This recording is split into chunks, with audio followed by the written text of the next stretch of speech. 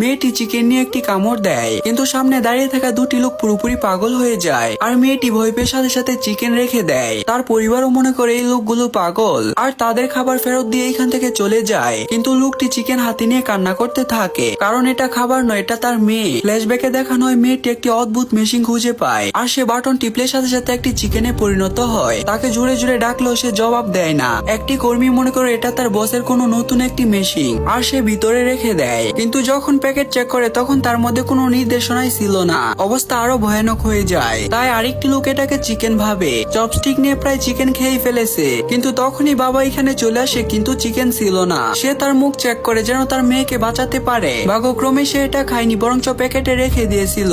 কিন্তু প্যাকেটের মধ্যে আরো এরকম অনেকগুলো চিকেন ছিল, প্রতিটা ঠান্ডা হয়ে জমেছিল। বাবা কান্না করে দেয়। সে এখান থেকে একটি নিয়ে গরম করার চেষ্টা করে, তখন তার বন্ধু এগুলো কম্বল দিয়ে ঢেকে দেয়। তারা যখন সিসিটিভি চেক করে তখন দেখতে পায় একটি রহস্যময় লোক এই ফ্রিজ রেখে গিয়েছে। এবার তারা বুঝে যায় তার মেয়েকে পাওয়ার জন্য ওই লোকটিকে খুঁজতে হবে। যেটা তারা দেখতে পায় না সেটা হলো বক্সে থাকা চিকেন আস্তে আস্তে নড়তে থাকে। বন্ধুরা, পার্ট 2 দেখার জন্য লাইক করে দাও।